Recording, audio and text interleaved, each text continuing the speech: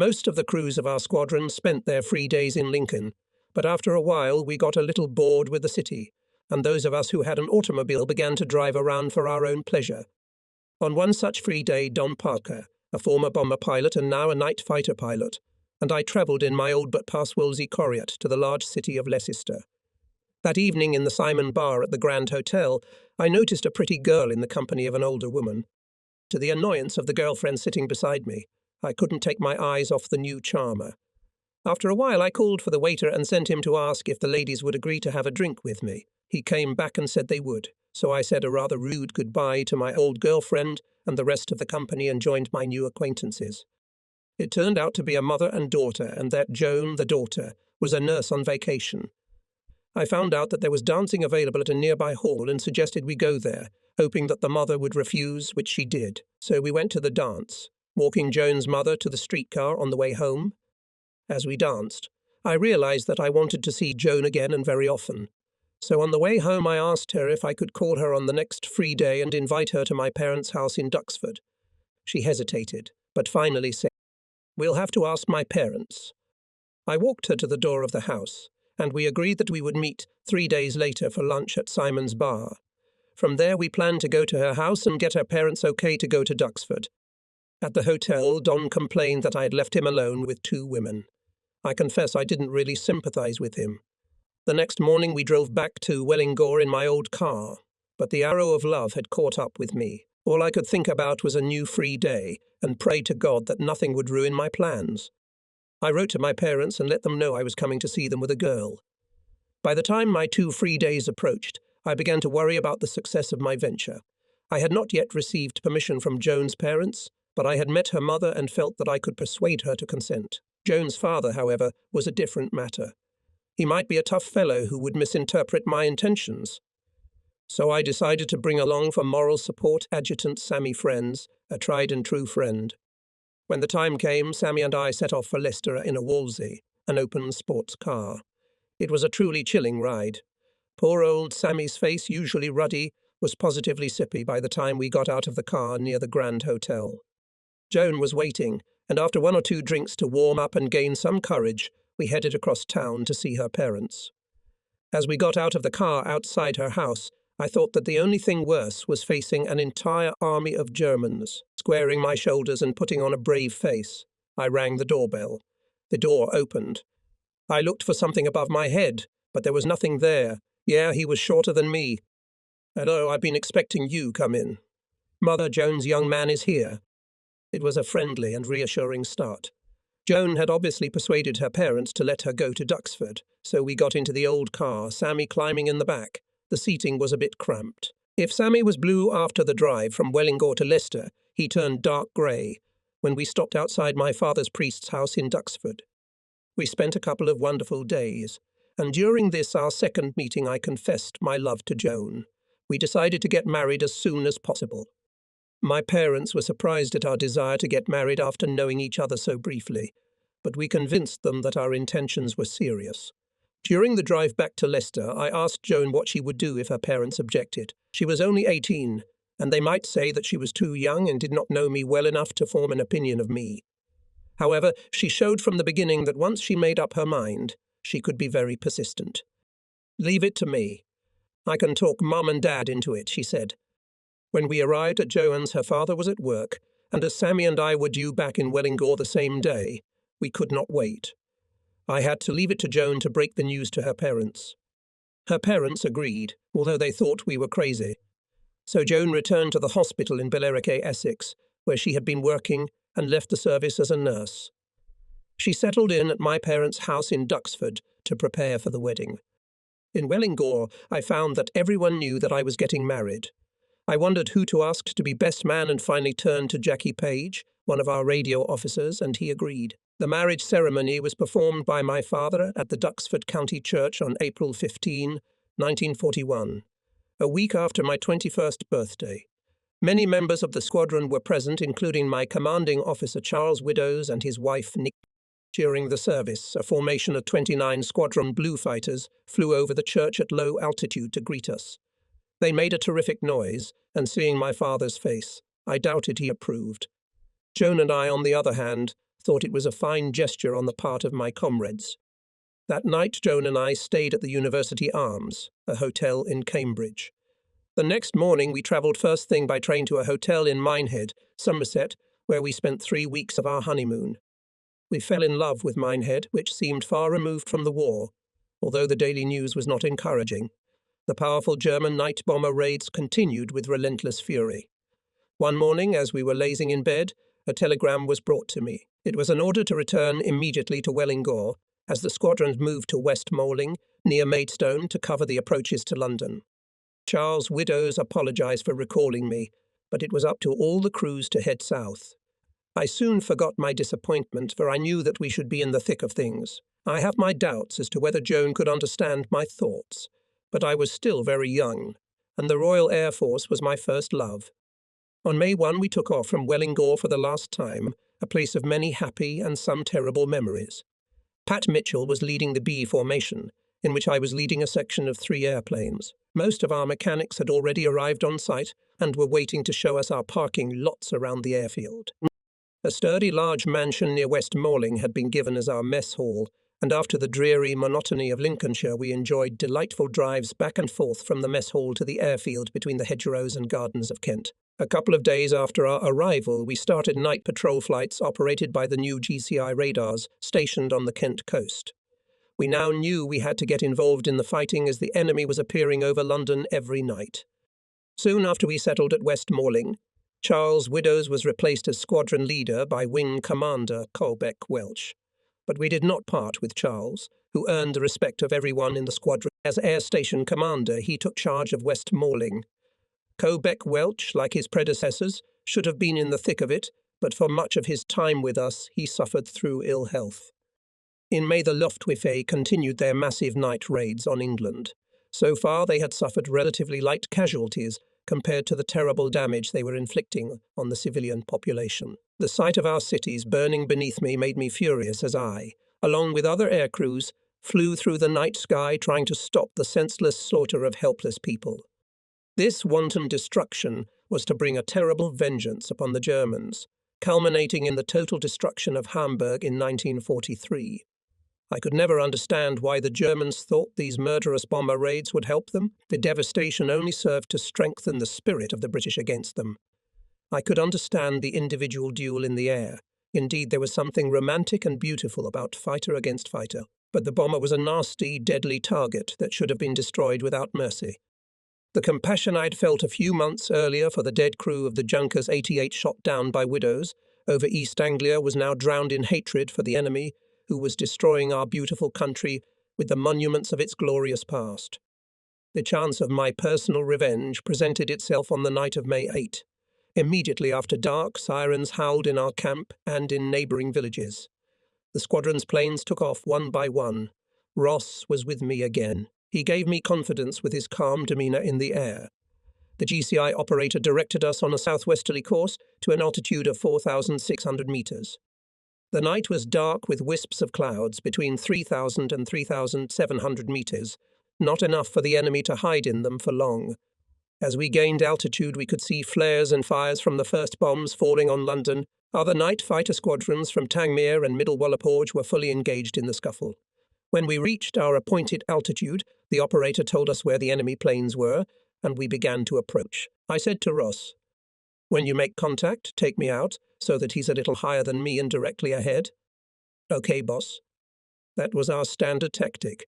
I could now see massive anti-aircraft fire over London and heavy fires in the southern suburbs. The GCI operator called me a Creeper 42. "The Bandit is exactly ahead 10 kilometres, a little higher. In a moment you should make contact."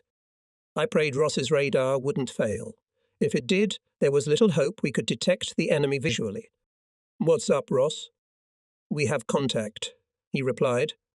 I called the GCI operator and told him we had made contact, and he wished us luck.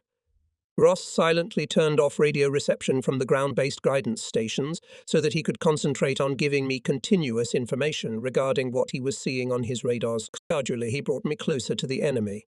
When we were about 1,800 metres away, he suddenly said, "Boss, I see 2 marks, both at the same altitude and range. One straight ahead, the other 10 degrees to the right. Okay, let's go to the one straight ahead first. Okay. Range now 1350 meters, 15 degrees up, exactly ahead. He continued to guide me. By the change in the tone of his voice and the way he spoke, slow or fast, I could anticipate the intensity of the turn, whether I should add or take off the throttle. It was a truly coordinated effort, absolutely essential for a night fight. In the few months that Ross and I had been working together, we had discovered the secret: complete coordination and unconditional trust in each other. We were now getting very close to the enemy. I took off the throttle, reducing our approach speed to a minimum, so we wouldn't fly past our target. I could not see anything until we were at a range of approximately 180 meters. At that range, I had to see the airplane, identify it, my own or enemy, determine the type and finally catch it in my sights and shoot it down. Our speeds were synchronized at about 260 kA. Gradually, I increased the throttle. Ross kept giving me vital information. He is now only 180 meters away. The other is 30 degrees off the starboard bow, about 230 meters, both slightly above us. My eyes searched the space to the point of pain, and then I located both of them. I could see flickering flashes ahead from the exhaust outlets of the twin-engine airplane, and out of the corner of my eye I glimpsed a dark object on the starboard side above me, which, as it moved, covered the stars. I could see them. I dared not take my eyes off the airplane in front of me. It had the silhouette of a Heinkel 1M11. I could see it quite clearly and distinctly now. I cast a glance to my right at the other target that was still there, quickly summoned the GCI operator, and taking up a firing position, raised the nose section and shouted to Ross to watch the fire through his cockpit lantern. He replied that he could see both airplanes, and at the same moment I opened fire. It was not a very accurate line, and although I noticed several hits, the enemy was not mortally wounded. Blowing smoke from one engine, he began a left turn on a dive, and his upper tail gunner opened fire. A thin streak of tracers passed over us. I cursed myself as I had hoped to finish him off quickly, and then attack the other one. Now that was impossible if I wanted to finish off my first opponent. I threw the BU to the left and fired a long line at him, this time much more successfully. I saw the hits and the German gunner stopped firing. Behind the doomed airplane appeared a plume of flame. It was diving steeply toward the ground. I leveled my machine and turned toward the second Heinkel, seeing a huge flash of flame as our victim crashed into the ground. I reported our success to the GCI operators and asked for help in locating the second enemy, but they were unable to help us as there were other night fighters in the area, so the situation on their radar screens was now confusing. After a fruitless search of the sky using our airborne radar, Ross and I decided that we could return to base. 30 minutes later, we were on the ground at West Malay. The night had proved to be eventful. Night fighters shot down 10 bombers and 3 or 4 more by anti-aircraft artillery. The next day I learned from Flag Officer Hamilton, our spy, the spot where my enemy had fallen. He asked if I would like to go and see it. The whole crew was dead. No thanks, I replied. I still remembered Widow's crash Junkers 88 and found no point in such a sight. But I asked Gummy to bring some souvenirs for me and Ross. The next day he presented the Iron Cross First Class, which he had taken off the dead pilot, and a pair of German life jackets. I took the order and one life jacket and gave the other to Ross. The German life jackets were much smaller than ours, and, according to our experts, were not as good because, in addition to the inflatable rubber bags, they did not have a hood to help keep the pilot afloat. Despite this, I found them more practical than ours and wore my German trophy until I was relieved of it, before being captured in June 1944. The large-scale raids culminated on May 10, 1941. This was also the most successful night for the defenders. Of the approximately 500 German bombers, 20 were shot down by night fighters and 4 by anti-aircraft guns. Our squadron had its share and many new crews had their first successes. Ross and I were not so lucky. Just after we took off, our radar went out of service. We returned to base where there was no other available airplane for us. But it was heartening to see the morale of the squadron rise. We no longer needed to listen to the singing of the crews of the 219th and 604th Squadrons. At that time, the most successful night fighters, they had gained their fame at a time when the Huns were numerous. We, on the other hand, had caught only the end of that period. Our successes came during the lean years when the Germans appeared much less frequently and used new tactics against night fighters. After these last heavy raids had ceased, and it was much calmer, I found an apartment for myself and Joan in the immediate vicinity of West Malling. It was part of a beautiful house standing in a cherry orchard. Joan was delighted with this garden, and we were supremely happy when, in the short hours we spent together, we could forget about the war. During the spring and summer of 1941, the squadron was fully manned. Some of the veterans were promoted to instructor positions and their places were taken by new pilots. These newcomers were much better trained in the art of night fighting than we had been in our time. We had to learn by experimenting with techniques and tactics. These same guys were benefiting from our experience. We found that many did not think very highly of the Bullfighter. They considered it a dangerous airplane, believing it could not fly on a single engine. This experience dispelled their doubts. I was now promoted to the rank of flight lieutenant, remaining in B formation as Pat Maxwell's deputy. At the same time, Guy Gibson became acting squadron leader and took charge of a link. Both links were now commanded by squadron leaders. During this period of enemy night activity, we had time to get to know our GCI operators better. There were several radars on the Kent coast which occasionally guided us. Our crews distinguished the voices of the operators, and those operators identified our voices. We knew of energetic operators to whose commands the fighter crews responded more quickly. Some of the operators were not pilots or were World War I flight personnel. Others had had time to fly in that war, but were temporarily or permanently removed from flying due to health conditions. In our sector, the two most successful of these were the squadron leaders Hammersley and Mowat. They were instrumental in many of my early successes. Hammersley was a veteran who had been badly wounded back in WWI. He was too old to start flying again, so the best thing for him was to work as a guidance operator. Mowat was an officer taken on short-term service in the Royal Air Force the year before me. He had fought in a hurricane during the Battle of Britain and lost one eye. These guys got a bit of glory for their work. Poe certainly shared all our victories with us, because without their wizardry we could have accomplished nothing, and many more Germans would have dropped their devastating load on British cities. Unfortunately, around this time our landlady firmly demanded that we move out. My wife was expecting a baby, and when we moved into our first wartime apartment, the landlady said she didn't want any children, so we found another apartment in a big old house in West Malling. It was much nicer there since many of the squadron officers and their wives were already living there, and the charming landlady worked hard to make our lives and those of the other guests pleasant. In the middle of June, Ross and I engaged one of the few Germans who had stuck their noses in the direction of England. We were patrolling at about 4,600 metres south of the Thames estuary when we noticed intense anti-aircraft fire and searchlights to the north of us. I called for an operator to direct us to the enemy, but after a few minutes my radio failed and I could no longer talk to the ground.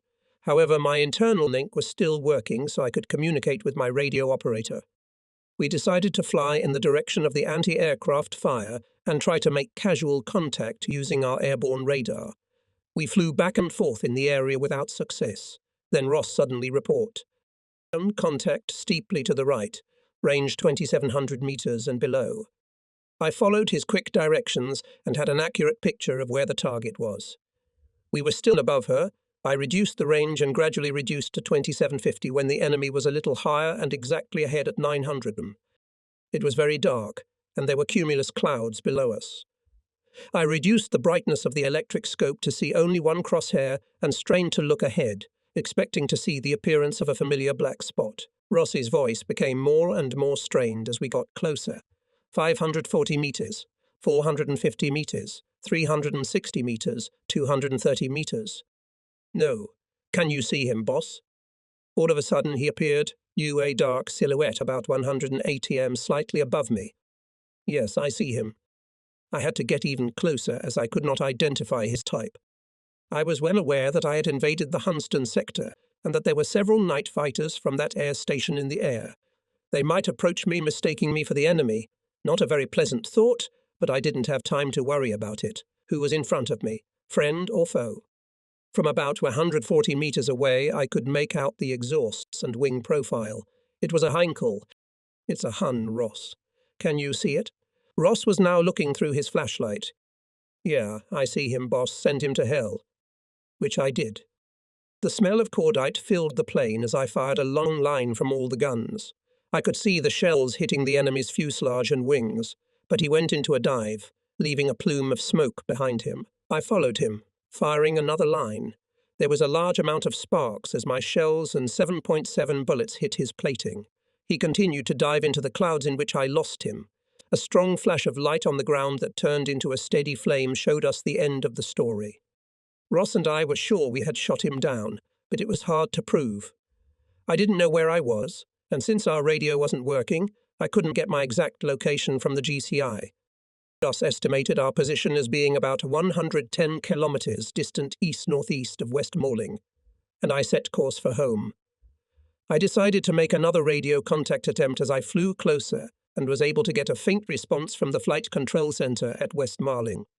At 8 kilometers from the base, the reception became loud and clear. 5 minutes later, we were on the ground reporting our success to Spy Hamilton. The GCI operators who had flown us after takeoff were excited when we disappeared into the air. They saw from the map that we had gone out of their sector and were afraid we might cross paths with night fighters from Hapston with disastrous results for either of us. As I realized we were being foolish. We had probably caused such a mess in the Hunston sector that some of the Germans had passed through. Our assessment of where our victim had crashed turned out to be just about right.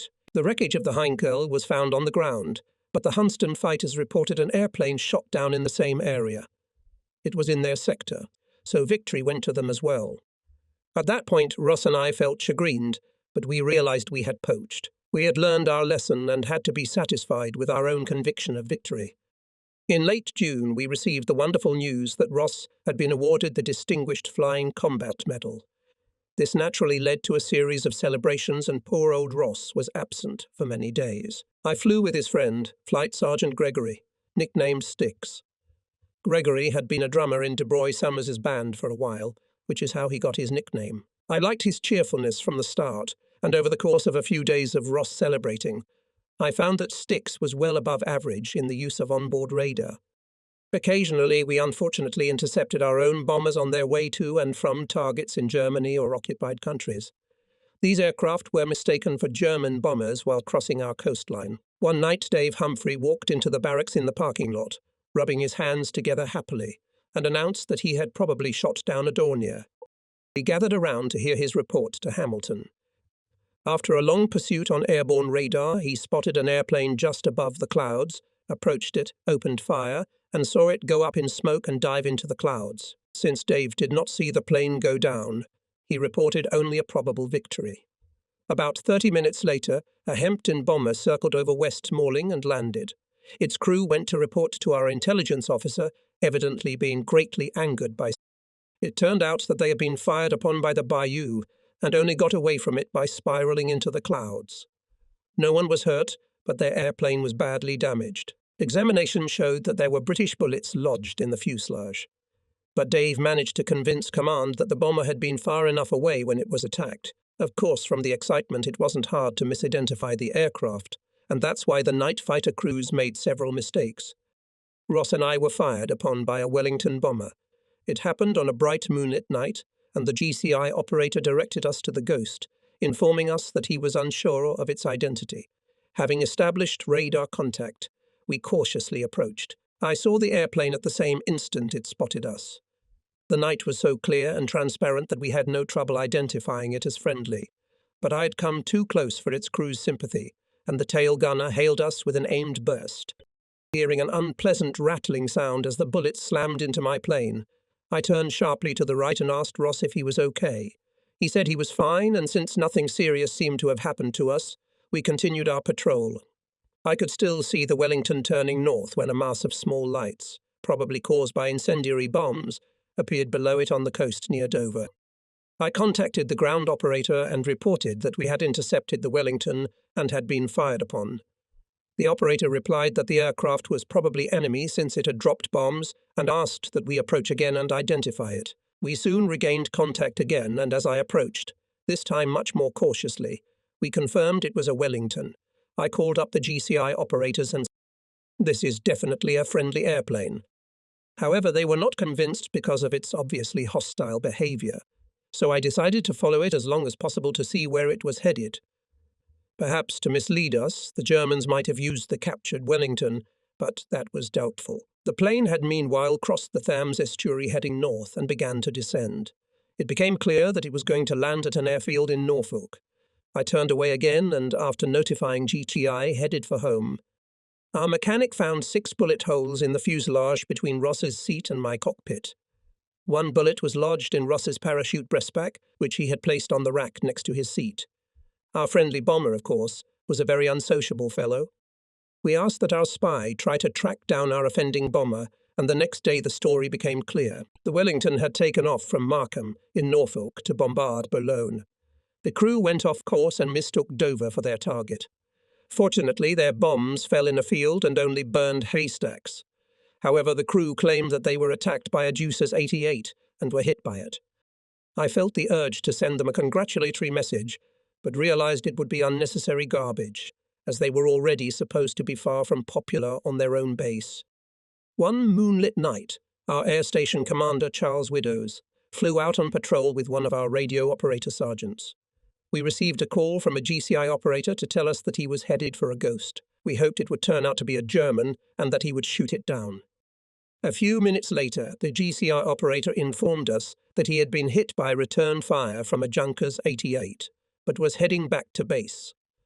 We gathered around the parking lot to greet him and find out what had happened. As he taxied in, we saw that the radio operator's tail emergency hatch was open. The commander turned off the engines and climbed out. There was blood on his clothes. He had suffered a minor wound to his leg. He then noticed the open tail hatch and that his radio operator was missing. This must have come as a shock to him, as it did to us. We heard about the details of what had happened later. Over the channel, they were directed to the ghost and identified it as a Junkers 88. Widdows and the German crew saw each other at the same time. They opened fire almost simultaneously as well. The Junkers 88 took hits, but its rear gunner managed to fire an accurate return burst. It damaged the radio equipment in the cockpit, and a bullet fragment or piece of metal from the plane wounded Widdows in the leg. He executed a vigorous evasive maneuver and lost sight of the enemy. He then discovered that he could not contact his radio operator or any of the ground stations. He did not know if his airplane was seriously damaged or if his radio operator was wounded, but decided to return to base. Appearing over the airfield, he attracted the attention of the flight control officer by flying over the command and control center at low altitude and wiggling his wings. We assumed that the radio operator thought the pilot had been killed by return fire from the German pilot, as he could not make contact with Widdows on the intercom. The sergeant was probably convinced of this by the vigorous maneuvering, deciding that the plane had lost control because there was a dead man in the pilot's seat. And, saving himself, jumped out with a parachute. It was a severe blow to Widdows, whose combat career seemed to have been haunted too often by failure. A few months later, we learned from the International Red Cross that the sergeant's body had been washed up by the waves on the French coast. A little after this incident, our air station commander was reassigned to the headquarters of one of the fighter air groups. It was a well-deserved rest for a man who had constantly demonstrated unselfishness and bravery of the highest degree. We all sighed contentedly when he was awarded the long-deserved Distinguished Flying Distinguished Service Cross. In July, I noticed that Ross was beginning to show signs of fatigue. He told me one day that he had been thinking about it and would like to return to Canada after completing his tour of sorties. This was a blow, as I felt we had become a truly effective night fighter crew. I consulted with the squadron commander and found out that Air Group headquarters had requested an experienced radio operator as an instructor for one of the night fighter training units. It was decided that Ross's experience was invaluable in training night fighter crews, and that the training unit would be the most appropriate place for him. Having made the decision, I took Styx Gregory as my permanent radio operator. It had been a week or so since we had joined up, and Styx and I had already had our first fight. That night, the enemy was very active. Immediately after takeoff, we headed northeast at an altitude of 2,400 meters to intercept enemy bombers that had appeared from the direction of the Thames estuary. As we were approaching our target, I heard another aircraft from our squadron also coming on target and realized it was Guy Gibson. Styx reported. SME's contact directly ahead at 1,800 and below. We began a gentle descent to shorten the distance and get below our target. I could clearly see the Thames shimmering below us in the moonlight. Sticks continued to relay commands to me until I could see the aircraft at about 450 m. I soon recognized it as a Junkers 88. At the same time it saw us and, beginning an escape maneuver, opened fire. I told Sticks to stick his head out of his office and watch for return fire. The tracers were now flying close to the beater, and Sticks urged me to open fire as well. "No, not yet," I replied. "We have to get closer to shoot for sure." Later in our duels with the enemy it was Sticks who said, "It's too early. Let's get closer." The return fire was getting stronger, although we still had no hits. I opened fire, trying to adjust my reproach to his desperate maneuvers. I gave 3 short bursts at short intervals and immediately saw the results. The Junkers 88 caught fire and dive-bombed into the town. We were now at 900 m and began to gain altitude, reporting the incident in as few words as possible to the jubilant GCI operator. Gibson, who landed after us, had also shot down the enemy at about 4,000 meters altitude in the same area where we had gained the victory. As he got into position to attack, he saw the traces of our German below him, rightly assuming that we had engaged. This sortie and several practice flights with Gregory showed, to my satisfaction, that he was an excellent radio operator. Early in August, my father wrote me that my mother was seriously ill. She had pneumonia. I borrowed an airplane and flew out to Duxford. As far back as I could remember, poor Mum had always had a weak heart. At the same time, my sister arrived with me, and I believe our presence gave her much joy. I was to return the next day, but promised that I would ask Joan to go to Duxford to see Mother as nurse. Joan readily agreed, and a week after she left for Duxford, I was in Maidstone in a company of pilots and radio operators making the rounds of the pubs. At 11 o'clock in the evening I returned to my apartment in West Malling and was met at the door by the Squadron mechanical engineer, who told me gently as possible, that a telegram had been received informing me of my mother's death. There was a real party at Maidstone, and it took a few seconds to realise the news. When I felt the full horror of the news, there was no one else around. The squadron commander willingly allowed me to take the plane to fly home and gave me permission to stay as long as necessary. Stikes graciously offered to fly with me. What saddened me most was that my mom, who had been such a good friend to my sister and me, had not lived long enough to see my first son. After the funeral, I returned to West Malling, but Joan and I decided it would be best for her to stay with her parents until the baby was born. I breathed a sigh of relief. I was concerned that she was living near a combat airfield. In the summer of 1941, the enemy changed its tactics. Massive raids ceased, as the losses were too great to continue them. Now the Luftwaffe concentrated on small raids on the principle of hit and run. The Germans had found that the airborne radars of our fighters were less effective at low altitudes, so many raids took place at altitudes below 1,500 meters. We feared that this was bound to happen. Below that altitude, our Mk4AI radars were not very effective. But British scientists were well aware of this problem and created a new airborne radar, designated my Mk7, which not only made it possible to pick up low-flying targets, but also had a longer range. It had a narrow beam than our earlier radars. This allowed the radio operator to detect targets 120 degrees around the longitudinal axis of the aircraft. Night fighter squadrons, faced with the problem of low-altitude raids, had to act immediately. New airborne radars were not yet available. In fact, 29 Squadron was not actually fitted with them until early 1942. In the meantime, we worked hard to develop tactics with our Mk4AI radars to deal with the low-altitude threat. In October 1941, Sticks and I came up with an idea that we were able to try out in combat. We took off to intercept a target approaching the Thames estuary, climbing eastwards into the dark sky. We entered the cloud layer at 600 and emerged from it a few seconds later at 1200, continuing our climb to 2400. We were under the control of one of the GLA stations, which were designed to track low-flying aircraft. The operator notified us that the target was approximately 1200 below us. The usual tactic used so far was to get into position slightly below the target, as this gave us the best chance of spotting the enemy first. But having worked on the new low-altitude tactics during practice interceptions of airplanes, Sticks concluded that we would have a better opportunity to make radar contact at a farther range if we were above the target at that point. We could then descend to about 900 meters until the interference from objects on the ground became too great on the radar screens. The bomber crew had a chance to see the fighter first, but it was a chance we had to take. The operator brought us into position behind the target, and we dropped slightly to 2140 meters. As the distance shortened, the atmosphere in our airplane became increasingly tense. Of course, by this time the sticks should have made contact by now. The voice of the ground operator sounded, "Creeper 42, unknown bomber, now 2.5 kilometers, directly ahead and below. Do you want me to continue targeting?" I had to answer no, since Sticks had called me and "Okay, Bob. Contact at 1800 meters slightly to the left and well below. Smooth left, descend to 150 and drop speed." I reported this to the operator, who wished us good luck. So far, everything was going well. I leveled the airplane at an altitude slightly above 1800 m. Sticks continued to continuously relay information to me as if it were a race. His confident voice was never interrupted, and the fact that he sometimes repeated commands 4 or 5 times didn't matter to me.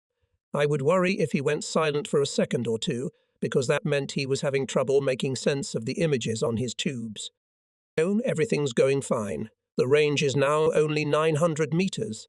Go down another 150 meters. The target is now just ahead. I eased off the throttle a little and steered the helm forward lightly, so as not to create excessive acceleration during our short descent. The enemy was flying directly above the cloud layer, so if he spotted us, he could dive into them and we would lose him. Range 600 meters, exactly ahead. Speed almost synchronized. Another 150 meters down. We started to descend again. I was now at about 1530 meters. Can you see anything, Bob? No, not yet. My eyes were searching the space ahead and below. It's very dark. What was that? I thought I saw a black shadow moving against a lighter cloud. I wasn't sure. Hey, down another 150 meters and pay attention. We're damn close, 370 meters. Yes, he was there. Hey, I've got him, Sticks, but keep him on radar in case I lose him. Give him a beating, Chief. I've called the ground operator. Tally-ho. Good work, Bob. Who's that? By this time, I was close enough to see the Dornier's twin rudders. It's a Dornier 217. I'm going to open fire. At this point, I released the transmitter button and concentrated on firing at the enemy, who was obviously oblivious to our presence. I fired 2 or 3 bursts from my 4 cannons and 6 machine guns. Stikes raised his head from his office and watched with suspense. Sparks and flames were coming from the Dornier. A large fragment had broken off from the airplane and was flying backward under us. It was plummeting down through the clouds, and a second or so later we saw an ominous flash of flame that went out as our enemy plunged into the sea. Boy, I think his whole tail came off. Damn good, Bob. Let's fly home now and have a beer. My throat was dry. Once we landed at the base, we could let the rest of the guys know that the new tactic was working. September and October were busy months, and the squadron gradually increased its total number of victories. Sticks and I were luckier than the rest of the squadron. In addition to the other incomplete battles, we added 3 more aircraft destroyed and 1 down. To give some idea of the difficulties of night fighting, it is worth mentioning 2 of our unfinished battles. These were typical incidents that happened to many crews. The first of these fights took place south of London. It was a dark, moonless night, and I was persuaded to take an army officer with me as an observer. This was only possible on a view. An extra body was to be placed behind the pilot on the escape hatch. He could look forward over the pilot's shoulders. The internal intercom had a spare jack, so he could plug in his helmet and listen to conversations between the pilot and the radio operator. He could also talk to the crew if he wanted to. Shortly after takeoff, the GCI operator directed us toward the enemy and eventually Sticks made radar contact. He guided me, and as we approached the target, he told me to take off the throttle as I was closing the distance too fast. We were about 360 meters away, but I still couldn't see the target. A quick glance at the instrument panel showed that our speed had dropped to 195 km and was no doubt low. Yet Sticks kept telling me to take off the throttle, that I was rapidly closing the distance, and that I had to take some drastic action or I would slip ahead and leave the enemy behind. I released the landing gear and flaps, and my speed dropped to 180 km. At that moment, a little higher, at about 90 meters, I saw the target. It was a Heinkel, and it had practically taken off the throttle as it flew at approximately 160 km. flailing from side to side. I tried desperately to reduce speed and stay behind the Heinkel, but during one of these maneuvers I drifted too far to the side and lost visual contact. Stykes quickly ducked into the radar screens, but was unable to pick up the target again. It was probably during this maneuvering that the enemy crew spotted us and turned away. I was almost frantic, and our major was the most frustrated man I had seen for some time. He thought we were sure of success because we were so close to the enemy, and in the completion he saw nothing. The German proved to be a wily bird. He knew that, by flying at almost critical speed, he was making our job almost impossible. Since the night was dark, he must have assumed that no night fighter pilot would see him until he was quite close. At that point, he would have no time to drop his speed and fire a killer line. The second incident occurred on a bright night just over Dover. We were patrolling at 3,700 meters, parallel to the coast, when we were directed to approaching bombers. Sticks made radar contact again and we began to close the distance. This time I could see the enemy from almost 800 meters. I identified it as a single-engine Junkers 87 dive bomber. I had never encountered one of these planes before, but from all reports they didn't seem to pose much of a problem for the guys in our daytime fighter air force. But at the same instant he saw me too. When I got within firing distance, he gave the control stick away from him and went into a vertical dive toward the surface of the sea. I quickly performed an overwing flip on the buoy and rushed down following him. I located him again visually, but his speed was relatively slow as he had released the air brakes. We had no such device, and although I retracted the throttle, the speed of our plane quickly increased first to 560 kA and then to 640 Q, and we sped past the German before I could fire a single shot. For the next few seconds I was busy pulling out of the dive of a heavy fighter whose engines were howling ominously. Finally, we levelled off at about 900 meters over the English Channel. But, damn it, our Junkers 87 disappeared. Then, at West Malling, a mechanic discovered that part of the radiator grills of our engines had been torn by a powerful air current. During this small resurgence of Luftwaffe activity, I was involved in an automobile accident that turned a fun and happy party into a tragedy and sent me to the hospital for a time. Not to be involved in combat with a still active enemy seemed to me a calamity. With a few other officers of the squadron, I went to Maidstone. My own car was defective, so I was a passenger in Bob Willis's old worn-out Ford. It was a fun evening, and midnight found us in the dance hall. On the way back, I got into another colleague's Ostip 7, which was loaded to the brim with 4 officers and their 2 girlfriends who were returning to the officers' mess hall to continue the party. We may have exceeded the 50 km speed limit, but since I was sitting in the back, I can't claim that. The last thing I vaguely saw before the crash was the brake light of some car, and then oblivion. I came to lying on a raincoat beside the road. Blood was oozing from my mouth and I felt pain. Just as vaguely, I heard someone moaning. There was a crowd around, and a policeman helped me to my feet. I saw that we had crashed into the back of an army truck and our vehicle was completely destroyed. The policeman helped me into his car and told me that one of the girls was in critical condition, but everyone else had minor injuries. When we got back, I saw that I had a deep cut above my right eyebrow. It had to be stitched up at the Air Station Medical Center. There I was informed that the wounded girl had died in the ambulance on the way to the hospital. The officers' ward was unaccustomedly quiet that night. Such a bitter end to a carefree evening. We were used to death by now, but this was a shock we had never experienced before. Towards the end of 1941, there were many changes in 29 Squadron. Guy Gibson was posted to Cranfield, near Bedford. From there he returned to Bomber Command, to his fame and death. He was followed to Cranfield by Dave Humphrey, who then died in a plane crash during a night sortie with another night fighter squadron. We suffered many losses, with most of them due to the weather rather than the enemy. Sticks and I were concerned that we would have to leave the squadron. We realized that it would soon have to be our turn. I had been with the 29th for 3 years without a break, until every time an order came from Group Headquarters to send a crew to a combat training unit. I convinced my commanding officer to leave me for a little longer, but I knew I would be transferred soon. In late November, the squadron commander told me that we, along with Sticks, were being assigned to 141 Squadron 8 Air in Scotland for a couple weeks. Our job would be to help them retrain from Defiance to Beaufighters. I had my doubts as to whether our presence was really necessary, but we could share information regarding the tactics of using airborne radar. The defeaters had no radars. They were single-engine, two-seat airplanes similar to the old Hurricanes, but instead of 8 forward-firing machine guns, they had a rear turret with 4 machine guns. By maneuvering, the pilot could get into position when this armament went into action.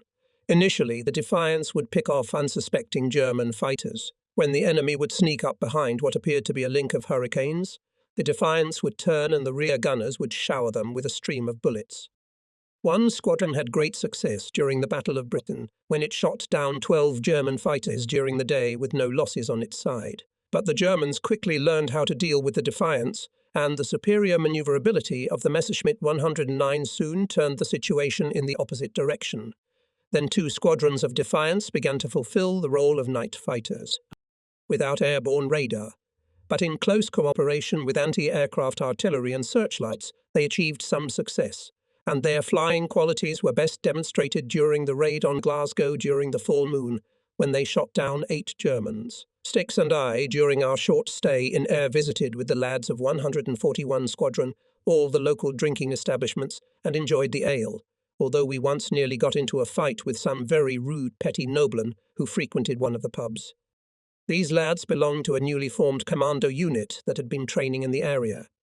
It's worth noting that we asked for trouble ourselves by loudly criticizing their unusual clothing and weapons, which included knives, Thompson submachine guns, and other equipment. In turn, they must have viewed us as a group of amateur show-offs. I'm glad we didn't go for it, as we would surely have been marked for life.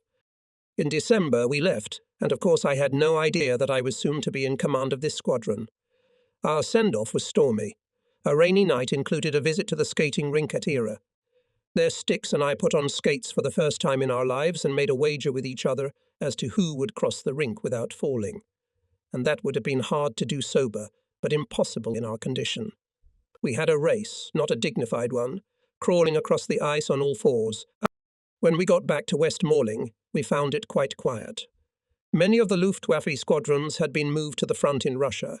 Pat Maxwell was replaced by Squadron Leader Moon of 219 Squadron at Tank. Stix was awarded the Distinguished Flying Service Medal, and I received a buckle to my Distinguished Flying Service Cross in early December.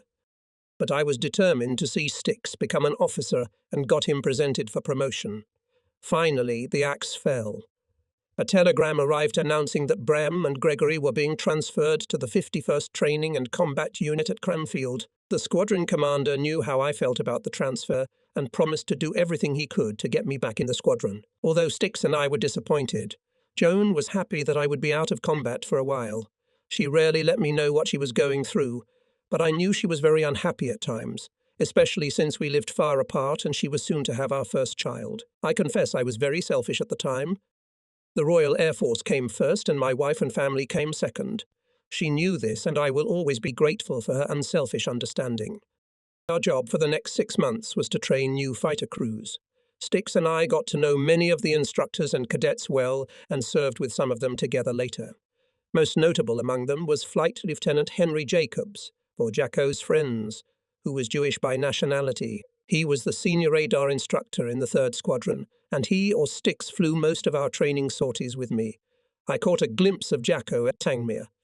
He had made a name for himself as an expert in the use of airborne radar, and although older than Stix and me, impressed me with his sheer determination to get to the enemy. The 3 of us were then bound together by a strong friendship. Cranfield is about 12 kilometres from Bedford. It was the nearest town in which to blow off steam. The Key Club provided us with drinking, dancing, and we could get excellent food there until 1 or 2 o'clock in the morning. Jacko soon registered Stix, and I as members of the club, and we spent many pleasant evenings there. We also met an American crew there for the first time. The recently arrived 8th Air Army of the U.S. Air Force had occupied many airfields in the area, and its officers were already registered with the club. A meeting with the Allies at this club once nearly resulted in a riot. Fortunately, both parties sobered up before serious physical or property damage was done. A group of Cranfield instructors were chatting and drinking near the bar when 4 or 5 American officers showed up. Each was minding his own business until one of the Americans made a loud joke about Australia should be annexed to the United States as the 49th state. In our company was a radar instructor, an Australian named Hawkins. He was extremely short in stature, but he made up for it by being aggressive. Hawkins jumped down from his chair, and before we could stop him, he was about to tackle all the American visitors single-handedly. After an exchange of strong words, the Americans decided to leave, but Hawkins was not satisfied with this. He rushed after them up the stairs. We dragged him back, still excited. February 1942 was a happy month for Styx and me. He got a well-deserved officer rank, and Joan and I got a son. Taking a few days, I went to Leicester to see my family. My wife was in a private sanatorium and not feeling well, but the little boy, who we decided to name Michael, was blooming. Poor Joan was really suffering but recovered quickly. She wanted me to find a home for her and the baby near Cranfield, but I said that my stay in the training and combat unit would probably be short. Besides, it would be better for her to be with her mother right now. We pilots are more fortunate than many other military families who have spent years apart. Styx and I then received orders to go to 219 Squadron at Tangmere near Chichester to gain experience with the new Mk5 airborne radar. Some of the squadron's aircraft were equipped with it, but Fighter Command wanted to get an opinion on its value from other experienced aircrew. It was very satisfying to be back in the squadron again and flying the old Bill. But this new radar was no better than the Mk4. Its main difference was that it had an electron beam tube for the pilot. When the radio operator spotted a target, he could broadcast the information to the pilot, who then proceeded to intercept on his own, at least in theory, with the radio operator merely monitoring his actions. But there was one major disadvantage. The pilot still had to search for and fix the enemy visually. His eyes could not quickly refocus from 45 cm distance from the dashboard to a distance of 90 to 650 meters. After several trials, Styx and I decided that the best way was for the pilot to ignore the indicator and let the radio operator guide himself right up to the visual detection distance. Our view was shared by the crews of 219 Squadron. This radar was never adopted for large-scale production. Shortly thereafter, I narrowly escaped danger in the air. Jacko's quick reaction saved us both. I was flying the Domini with one of the doctors at our air station in Ipsley on the south coast. Jacko and Styx were also on the flight. I didn't feel very well, but didn't pay much attention to it. Travelling to Ipsley was a rarity. On the return trip, Jacko was sitting right behind the pilot's seat, next to a dozing Styx. I was suddenly covered in sweat and felt weak. The next thing I knew, Jacko was leaning over my shoulder, one hand gently pulling the helm toward me and the other slapping me in the face. That helped me come to my senses, and still I felt awful. So for the rest of the flight, Jacko and Styx were there watching me closely. When we landed safely at Crepfield, the doctor took my temperature, which turned out to be 38.3 deg C or so, and 6. "My boy, you have German measles. Go to..." That kept me away from flying for 2 weeks. I've always remembered it with a slight irony. At least it could have been ordinary measles. In early June, Styx and I carved out a few free days to visit 29 Squadron. Ted Colbeck-Welch gave us permission to fly as much as we wanted. Since I had left, the squadron had received new buys with Mk7 radars, so Styx and I decided to try out this new equipment during a low-altitude intercept. One night there was activity in the Canterbury, Dover area, and we decided to attempt an intercept. However, there were not enough view with Mk7 radars, so we had to make do with the old Mk4 as guests. Something big was looming. As planes one after another took off on alert, it was our turn and we went up. We could see intense anti-aircraft fire near Canterbury, but the GCI operator directed us to the patrol line. The operators had the rest of the squadron completely in their hands and were naturally more accommodating to the crews flying with the new radars, as those had a better chance of spotting the enemy. What pissed us off was having to hang around knowing that the enemy was nearby. We had seen many fires in Canterbury and the suburbs, and the anti-aircraft fire was the most powerful I had seen up to that time. Styx and I decided to fly a zigzag course over Canterbury, gradually shifting towards the coast. Suddenly, Styx spoke over the intercom in a voice slightly altered with excitement. "Contact. For God's sake, Styx, don't lose him." Sharp left and down. He continued to give instructions, increase speed. We only just caught him. By then, we were at about 3,700 meters and flying at top speed. "Okay, Bob, we're getting closer. He's about 1,800 meters ahead and a little lower. Let's go down a little bit." We had passed the Canterbury anti-aircraft fire zone and were heading for the coast. I remember thinking, this pig is on his way home. He's dropped his load. During a pause in Styx's messages, I contacted the GCI operator, reporting that we were approaching the target. Letters, "Great job, but make sure it's the enemy," came the reply. It was a sobering demand. Such a thought had not crossed my mind. Styx's instructions became more vigorous. "Bob, keep your eyes open. You should be about to see him. He's 10 degrees up and directly ahead at about 180 meters. I adjusted the scope and continued to look for flickering exhaust flares or a dark object covering the stars. Just a moment ago there was nothing there, and then, as if out of nowhere, it appeared. Twin tail feathers and very faint red flashes of exhaust from the two engines. "It's a Dornier 217, Styx.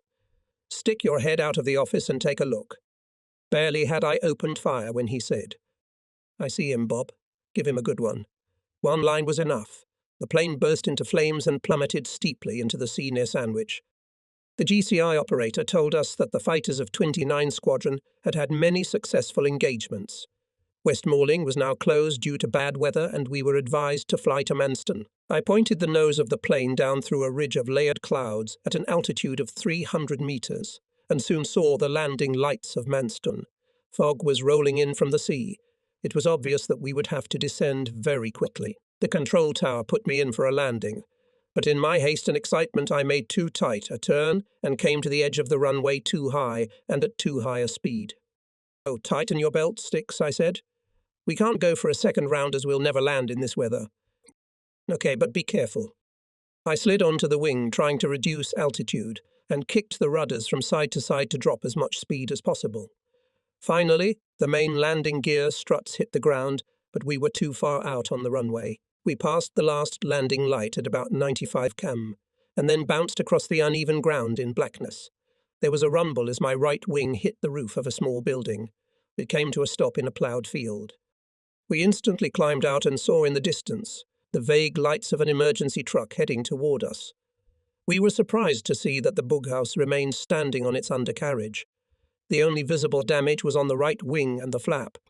Everything else seemed to be in order, except that the propellers of the propellers were adorned with barbed wire. The emergency truck crew was amazed to see us in one piece. As we drove back, we realized how close we were to disaster. As we landed, we slipped into a gap between a Hurricane fighter bomber cowling, which was scheduled to take to the air early in the morning, and some buildings, the only place we could drive through. If I had turned slightly to the left, we would have crashed into the Hurricane bomber. If we had turned slightly the other way, we would have hit a sturdy building and could have killed many of its occupants as well. Because of this incident, we were late in returning to Crepfield. Our stay in Westmoreland was only supposed to take a weekend, so I didn't bother to let my air station commander know where I was headed. Trouble awaited ahead. After our pleasant and exciting visit to the old squadron, Styx and I flew back to Cranfield, and upon landing I was informed that we were to report to the commanding officer immediately. The adjutant escorted us to the old man. He seemed to be in a bad mood. "Where have you two been?" A stern question followed. I told him that we had spent the weekend with our old squadron, but because of the failure at Maidstone we were late in returning. I also informed him of our success, and this seemed to soften him. For the next few minutes his main interest was whether we should give the victory to 29 Squadron or to the Training and Combat Unit. I can't recall that problem being resolved. Then, "Okay, both of you, before you go off again on one of your outings, bother to let me know. Now get out." We were astonished, as we had expected at least to be placed under house arrest. That same night a party was thrown in our honour, and what a party. Someone took out an extremely large silver goblet and filled it to the brim with champagne. We were dragged forward and had to drink this unthinkable amount of wine together. Eventually I retired to the men's room and locked myself in there, feeling disgusted. I must have fallen asleep in there, as I remember Jacko climbing in through the window to see what had happened to me. As he escorted me to my room, he told me that an emotionless Styx had also been taken to bed. In June 1942, Squadron Leader Watkins, my immediate superior in the Training and Combat Unit, was reassigned, and I, having been promoted to acting squadron leader, took his place. Watty ran the training squadron pretty darn well, and I had nothing to do anew but continue what I had started. The only problem was with the instructors. They had no outlet for their desire to fight the Germans, so I decided to start constant patrols in a single Blenheim with airborne radar, using only the instructors as crew members. Our chances of intercepting the occasional German breaking through the defensive perimeter on one of the old Blenheims were slim, but the hunt added interest to our rather grueling but necessary work. As the months passed, I began to worry about returning to a combat squadron. Sticks and I had been in a combat training unit for over 5 months now. I had a few weeks to go before the 6 months were up, and I decided to be patient because my frequent requests for transfer were beginning to irritate our acting commander. The commander himself was away at the time, and his deputy was not taking too kindly to Sticks and me. We suspected he had a bit of a complex about combat pilots. Finally, to my delight, the air station adjutant informed me that Sticks and I were being transferred back to 29 Squadron at Westmoreland. I was to assume the position of squadron commander. That was great news. Ted kept his word. It had been 6 months since I left the squadron and went to Cranfield. The commander was still gone, so Sticks and I went to say goodbye to his deputy, whose first words, "I believe you will lose your provisional rank. Do you understand that?" The tone with which the entirely unnecessary remark was made confirmed my suspicion that this officer, who had not been in the fighting, had no love for those who had been in it. I replied that I didn't care much for ranks, but for his information, all night fighter squadron commanders are squadron leaders, so I would probably keep my rank. At that, Sticks and I left his office to head to Westmoreland as soon as possible. Even though I disliked the job of instructor, I had made many friends at Cranfield. Jacko was one of the people for whom I had great respect. I never ceased to be amazed that none of the experienced pilots had taken over Jacko. He was without a doubt one of the most efficient airborne radar operators in the country. I put him almost on par with Sticks, who in my opinion was the best. Sticks and I returned to 29 Squadron at a time when the Axis forces were at the height of their success. On all fronts, the Allies were fighting against an arrogant enemy to hold their ground. In Russia, German Army Group South was advancing toward the Caucasus. In North Africa, General Orkolek's 8th Army was retreating into Egypt, pursued by Rommel's African Corps. In the Far East, the Allies faced the victorious march of the Japanese, who had already seized our Far Eastern colonies and were on the doorstep of Australia. Only in the air were there still signs of hope. The Royal Air Force stood up to the Luftwaffe with dignity in every theatre of operations. The night bombing offensive, supported by the newly arrived American 8th Air Force, was intensifying, and Germany was paying for its indiscriminate bombing of British and European cities at a cost it could never have imagined. Goering, who had boasted that not a single bomb would ever fall on Germany, was now in great disarray. Spitfire and Hurricane pilots, after their remarkable victory in the Battle of Britain, were searching for enemy fighters, forcing them to engage over their own territory in occupied France, Belgium and Holland. The heavy losses inflicted on the Luftwaffe by our night fighters and anti-aircraft artillery stopped any serious large-scale raids on England. However grim the overall picture looked, the Royal Air Force was confident of ultimate victory. We were defeating the enemy in the air. While Sticks and I were away, there had been a big change in 29 Squadron. Most of the crews were new, but many of them I knew because they had come through Cranfield during my time there. Cobeck Welch was replaced by Wing Commander Cleland, and again the 29th was fortunate to get a very good and pleasant boss. The new air station commander was Wing Commander Papwheeler, a recipient of the Distinguished Flying Cross and the Military Cross, who had gained fame back in the First World War. He had just completed a successful tour in a night fighter squadron and was looking forward to returning to a combat unit. He had made a great personal contribution to both wars. He later managed to continue his combat sorties with Bomber Command, where he died. He was a remarkable pilot. Despite my negative opinion about Joan living with me near the airfield while I flew combat sorties again, she persuaded me to move her to Westmoreland. We found an excellent apartment in a house in Westmoreland, where she settled in with our young son and immersed herself in the household chores of wartime. I was seldom at home, although there was not much enemy activity. The Germans sent only airplanes dropping mines at the mouth of the Thames. I was now the commander of a squadron. All our planes were equipped with Mk7 radars, which brought the squadron good results. Sticks and I were given a fighter with flight number 8284, which, thanks to our actions and the efforts of our mechanics, was always in excellent condition. Immediately after I returned to the 29th, a squadron overstaffed squadron was assigned a squadron leader, Dickie Richard. The idea was that after gaining some practical experience, he would take command of a squadron in some other night fighter squadron. Dickie was very amusing. He resembled a typical English farmer. He was a stocky man with a ruddy face and a huge moustache. I don't think he understood much about our business because he hadn't been in as much combat as his younger counterparts. His ambition was to bring down at least one Hun, and then his ambition would be satisfied.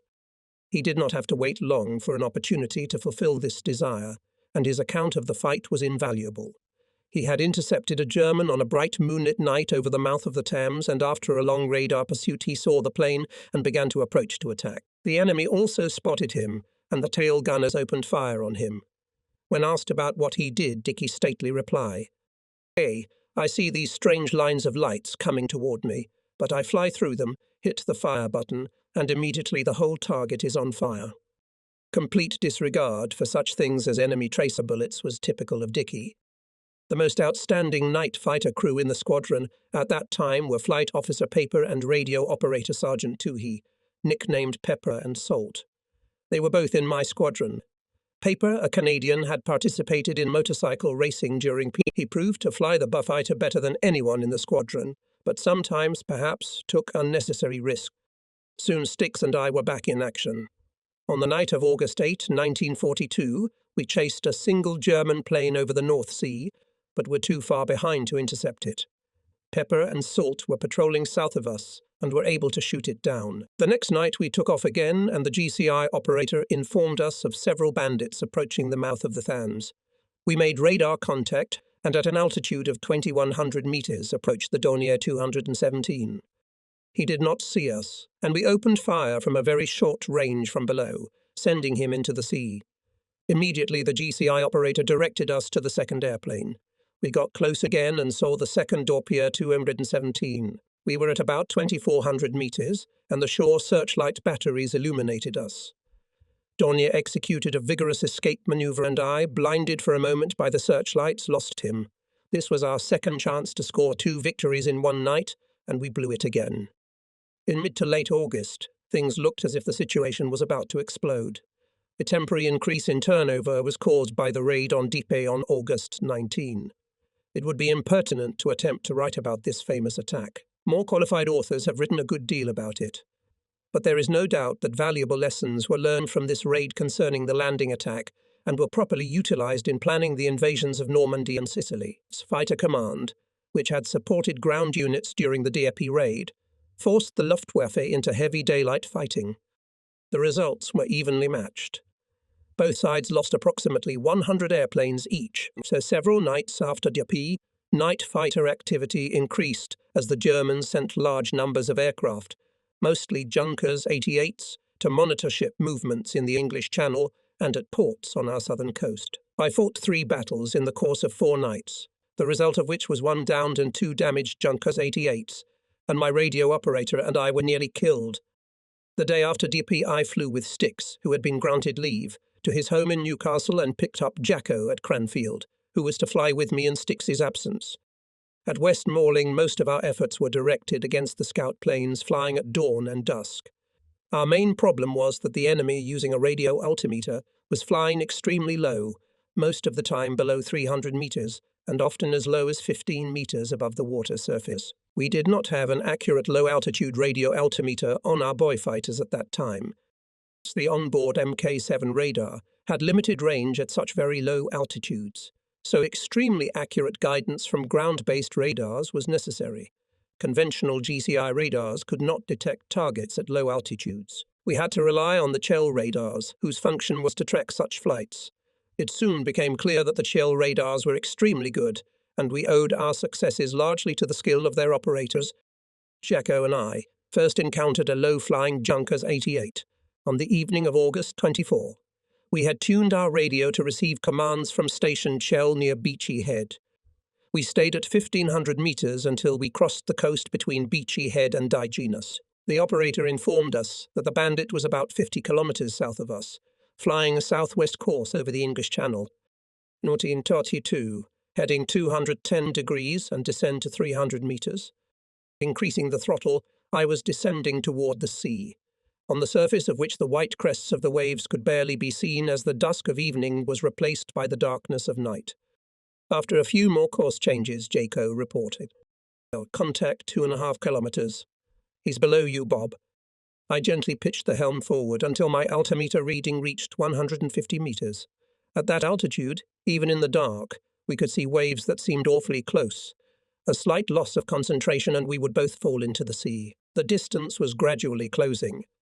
He's still below you, Bob. 270 meters, exactly ahead. God, he must be sliding through the waves. That's when I saw him. He was a little lower. To give a good, accurate line, I had to shoot a little lower and a little higher. If I had tried to do this, I would have fallen into the sea, as there was no room to get into position below him. So I tried to give a preemptive cue from above in a gentle descent. 4 guns and 6 machine guns roared. Jaco and I saw several flashes on the Junkers 88 as our shells hit it. Then I got caught in the turbulent air current from its propellers, and within seconds I was trying to hold on to an airplane that might have flipped over a wing and fallen into the sea. During this time I lost sight of the enemy and was unable to locate him again. I called the ground radar operator, but he too said he could not help us, so we returned to West Marling disappointed. All we could claim was a damaged airplane, and even then probably not very badly damaged. However, we had gained valuable experience from this attack in dealing with an aircraft flying at night at very low altitude. During this period, Lieutenant Kelly of the American Signal Corps came to the squadron to learn from our radar experience. He later became a ground radar operator in one of the newly formed American night fighter squadrons. His duties did not require him to participate in sorties, but he was eager to learn how radar worked in the air. Jaco and I took him with us on an evening patrol on August 28. We had been in the air for a little over an hour and it seemed like nothing was going to happen. Our boredom was suddenly interrupted by the voice of the ground operator. Return $42. I have a bandit for you 25 kilometers south of your present position. He's at 460 meters. Descend to 300 meters and maintain a heading of 210 degrees. This was Flight Lieutenant Hill, the operator of the Chell radar near Beachy Head. At top speed, we lay down on the indicated course. Over the intercom, I told Kelly what had happened and that, with luck, he would see his first Hun. It was the last thing he expected to see and was much more excited than Jaco and me. Hill relayed instructions to us, and the distance to the enemy gradually decreased. At 4 kilometers, Jaco relay. Untacked, directly ahead and below. As usual, he poured a stream of messages at me in a calm voice until I saw a faint glow from the exhaust outlets of 2 engines. I discerned the silhouette of a Junkers 88. By this time we were 45 above the water, and again could not fire from the much-loved night fighter position below the target. So I opened fire from a gentle dive overhead and at close range. I don't think the crew of the Junkers 88 saw us, as they made no attempt to evade the attack and did not return fire. Kelly was looking over my shoulder and shouting encouragement over the intercom when flashes of hits appeared all along the fuselage of the enemy plane, accompanied by a violent explosion. Second or a little more later, the engulfed plane plummeted into the sea, its wreckage catching up to the surface. At this point, Kelly was beyond excited. Overjoyed, we returned to base for a dinner of scrambled eggs and bacon. Since all the crews had already made one sortie each during the night or were still in the air, it was our turn to fly again at dawn. Kelly, how do you feel about taking another flight? You never know. It might be a lot more fun. Besides, you bring us luck. No thanks, he replied. I've had enough. He was clearly tired and had other work to do on the ground. Jaco and I were asleep in the chairs in our squad lounge when we were awakened at 2:45 to fly out on patrol. We pulled on our life jackets and while still half asleep ran to our beat. As the mechanics helped us buckle our harnesses, it was still dark all around. We climbed into the calm night sky, set a course for Beachy Head at 1,500 meters, and soon made contact with the Chell radar operator. We were directed to a patrol line, east and west of Beachy Head, about 32 km out to sea. It looked like we were going to make a fruitless sortie. Trying to pass the time, Jaco and I discussed what we would do with our day off. As dawn approached, the sky in the east was getting lighter. The Spitfires were about to take over. Another call from the ground operator interrupted our rev. Hello, Joan 24. I have a customer for you. Heading 180 degrees. Descend to 300 meters. He's 25 kilometers away. I executed a steep dive turn on the Bew and increased the throttle. We got some more instructions from the Cheel operator when Jacko reported, "Not 80, 4 kilometers ahead and below." Following Jacko's instructions, I descended to about 45 meters. By this time it had become quite light, and at 1800 meters I suddenly saw the silhouette of a Junkers 88, probably from the same squadron as the one we had shot down a few hours earlier. Reducing the distance to almost 180 m, I opened fire, saw several flashes on the fuselage of the 88, then began maneuvering away from the fire and opened aimed return fire from the upper rear machine gun. I fired for a few seconds, but the skill of the German pilot made most of my shots go by. Suddenly he made a sharp turn right in front of me, almost hitting the surface of the water with his right wing. His rear gunner fired a long line, and all the tracers came straight at us. At the same time, there was a very unpleasant rumbling noise, similar to what happens when someone kicks a garbage can. I saw that my left engine was on fire. I called Jacko on the intercom, wanting to make sure he was okay. At the same time, I shut down the burning engine and activated the built-in fire extinguisher. By now, they were hunting us. A few kilometers ahead, I could see the French coast. "Jacko, where's the 88? "I don't see him, Bob. Maybe it fell into the sea." "All right, but for God's sake, stay alert. We'll be lucky to get home on that crate." The fire in the left engine had died down, but the airplane was filled with the smell of burning. I could barely keep it in the air, even with the other engine running at maximum RPM. Fortunately for us, the Junkers 88 either also had serious damage and headed for home, or fell into the sea as it executed a steep turn in front of us. Our main concern now became getting as far away from the French coast as possible. We were in no condition to fight German fighters who would want to retaliate against us. The Cheel operator gave me directions to the nearest airfield, a small alternate airstrip at Freestone near Beachy Head. "Jacko, tighten your belts. If we can't make it, we're going to drown," I shouted from behind. To hell with this, let's get a little closer to home." We glided right over tops of the waves. With Jacko's support, on the last reserve of power of the remaining engine, overloaded and fuming, I was able to gain a little altitude. "Not $42. You're coming right up. Friston is only 15 kilometers ahead." Our ground operator also wanted to see us home. Finally, the coastline with the cliffs of Beachy Head appeared on the left. I thought that if I tried to fly over them, I would lose speed and crash. So I flew over the flat shoreline first to the east, and then began to turn gently to the left, coaxing the old Adu to make a final effort to climb to the top of Beachy Head and Friston. It was now as bright as daylight, and directly in front of me, a small airfield lay behind a hedge. It was too late to release the landing gear, so I landed the heavy airplane on its belly on the grass at about 190 kUK. By this point, the serviceable but overloaded engine was showing signs of fire. As we hit the ground and skidded to a halt with a rumble and scrape, it caught fire. We stopped very close to the edge of the cliffs, and an airfield fire truck and a doctor on a motorcycle rushed toward us. They had been warned in advance of our arrival. Jacko got out of the airplane before it even stopped and directed the jet of a small fire extinguisher at the fire in the right engine, while I climbed out through the overhead escape hatch. Our Bew had a deplorable appearance. The propeller blades had bent in a belly-up landing. Bullet holes were visible here and there. Our worthy adversary had riddled us. One bullet went through my seat and miraculously missed my back. The doctor took us to a small barracks, from where we contacted our squadron by telephone and reported the attack to the intelligence officer. We did not know whether the Junkers had crashed or not, so we reported it as damaged. At about 80 after a wonderful breakfast of numerous eggs and bacon, the wing commander Cleelade arrived on the Oxford, our squadron's liaison plane, to pick us up and take us back to Westmoreland. Jacko and I were very tired, and it was beginning to take its toll. But the squadron commander's personal concern for our condition did much to relieve the worry. An hour later we were at Westmoreland. I arranged for Jacko to pick up Joan and me that evening in his automobile for our planned trip to Maidstone, and hurried home. Joan had no idea what had happened to us, but since some details might have leaked through her acquaintances, I told her something of our adventure. I felt uneasy, however, because I knew what she was going through. She held up admirably, but I wished she had stayed with her parents, where at least she would not have been tormented by the details of my combat missions.